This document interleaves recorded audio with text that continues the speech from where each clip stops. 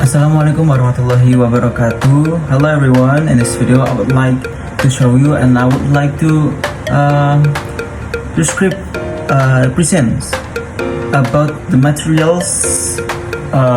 The topic is the subtopic, the management strategies, and with the title is Natures of Strategic Management.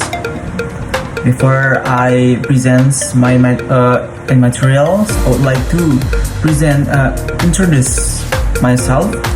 So, my name is Erwin Setiawan.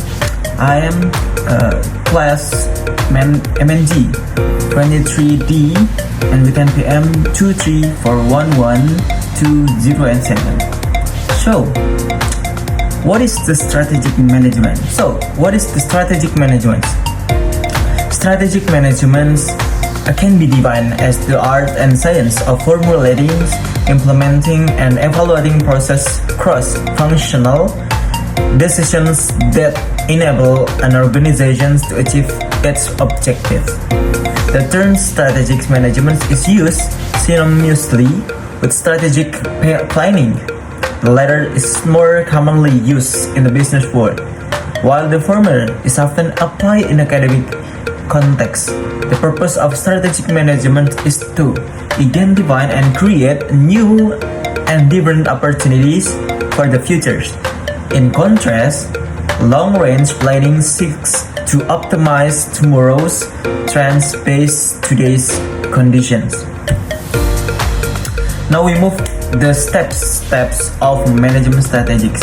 Jadi step atau rangkaian atau tahapan dari manajemen strategi itu ada 3. Yang pertama ada formulations atau memformulasikan atau merencanakan lah strateginya. Nah itu bagaimana? Misalkan sebelum kita mempunyai usaha, kita harus sebelum kita mempunyai usaha yang akan kita bangun, kita harus mempunyai nih formulasi penting gitu. Misalkan kita harus cari target marketnya yang benar gitu, terus kemudian marketingnya bagaimana gitu, lalu strukturnya keorganisasinya bagaimana gitu. Setelah itu kita move ke step selanjutnya, yaitu implementasi strategi, yang dimana ini merupakan steps yang bisa kita laksanakan. Nah setelah memformulasikan tadi, nah implementasi ini melakukan. Jadi setiap yang sudah kita lakukan atau kita diskusikan sebelumnya atau yang kita rancang sebelumnya, itu akan kita implementasikan atau lakukan di tahap selanjutnya, yaitu implementasi strategi. Nah setelah kita melakukan implementasi maksud saya, atau melakukan gitu, yang terakhir itu ada evaluasi strategi. Nah evaluasi strategi ini bisa mengukur apakah formulasi strategi yang kita lakukan itu benar-benar bekerja ataupun malah justru tidak sama sekali, seperti itu. Nah ketiga step ini tuh sangat berkaitan, bahkan berkesinambungan setiap hari gitu, karena akan selalu berputar gitu. Jadi setelah kita evaluasi, kita sudah tahu kekurangannya di mana, kelebihannya di mana. Jadi setelah itu kita memformulasikannya lagi nih untuk memperbaikinya. Setelah itu muter lagi ke implementasi, evaluasi, dan selanjutnya. Makanya ketiga ini tidak bisa dipisahkan dalam manajemen strategi. So, strategic formulations involve defining the company visions and missions, identifying external opportunities and threats, and analyzing internal strength and weakness. Strategic implementations focus on developing a supportive culture, an effective organizational structure, and performance-based compensative system. Strategy evaluation includes reviewing both internal and external factors. Nah, di sini dijelaskan bahwasanya untuk formulasi ini memang banyak rangkaiannya tuh, tetapi akan saya review sedikit gitu. Jadi untuk formulasi ini ada yang namanya kita harus melihat nih faktor-faktor dulu, apakah faktor internal ataupun faktor eksternal. Nah dari kedua faktor tersebut, yang paling utama dan yang paling penting itu adalah faktor eksternal terlebih dahulu. Karena apa? Karena faktor luar lah yang akan mempengaruhi nantinya faktor yang ada di dalam ataupun internal. Contoh, seperti target market. Nah, kita tuh harus cari tahu dulu target market kita itu siapa gitu, konsumen kita siapa, kemudian masa yang akan kita lakukan ketika kita melakukan penjualan itu di mana dan bagaimana, seperti itu. Misalkan contoh, sekarang mungkin dengan kebijakan Kementerian Keuangan yang baru itu membuat perekonomian itu mungkin bisa dibilang stabil atau tidak. Nah, gimana caranya kita itu melihat faktor eksternal tersebut menjadi peluang yang bisa kita implementasikan dalam usaha kita. Nah, seperti itu. And measuring performance and taking corrective actions to ensure objectives are met. So we move the integrating intuitions and analysis. Jadi memang kalau untuk strategik ini ada yang namanya intuisi ataupun analisis. Nah, kalau intuisi ini berdasarkan kemauan hati. Nah, tapi kalau analisis ini tergantung data. Intuition plays a crucial role in making decision under uncertainty or in complex situations, while analysis provides structure, data-driven insight. Effective strategic leaders must balance both intuitions and analysis to make sound decisions. These combinations help managers respond to dynamic environment with both logic and creativity, ensuring better strategic outcomes. And next, we move the key terms in strategic management. Strategic management includes several essential concepts. Competitive advantage refers to what a firm does better than its rivals.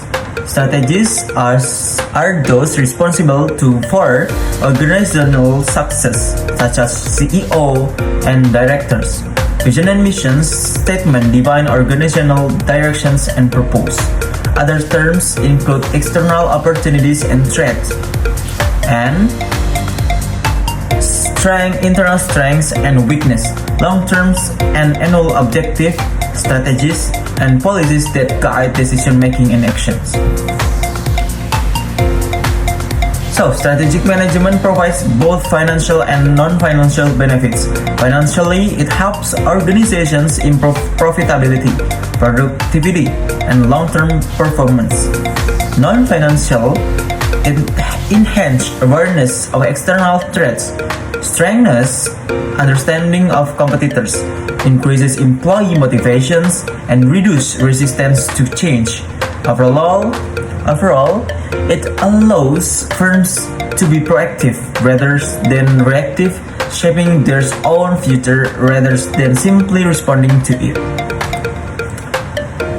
So, effective strategic management requires open-mindedness and adaptability. Managers should be willing to consider new information, perspective, and ideas. Organizations must foster a culture of continuous learning and inquiry. A flexible and inclusive approach allows for better decision-making and helps avoid problems that arise from rigid or outdated management practice. Dalam strategik, bisnis itu terbagi ada dua, bisnis kemudian versus military strategy.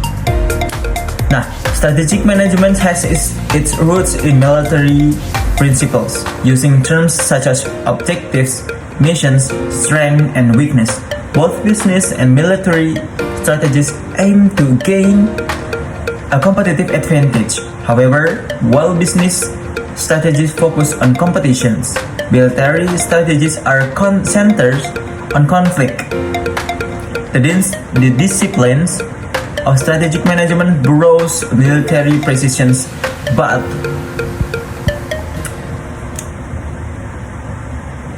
applies it to competitive markets and organizational growth. And kita sampai pada tahap konklusi atau kesimpulannya. Jadi setiap organisasi pasti punya strategi, seperti contohnya formally stated or not. Strategic management atau manajemen strategik biasanya proaktif atau approach untuk mencapai tujuan jangka panjang untuk sukses gitu.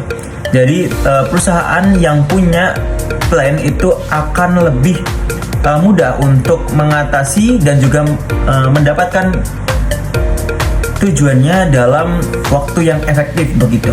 Nah, prosesnya juga the process ensures that organizations anticipate and shape the future rather than merely react to it. So this is my presentations about my materials with title is Natures of Strategic Management. So I ending the presentations with greeting. So, wassalamualaikum warahmatullahi wabarakatuh.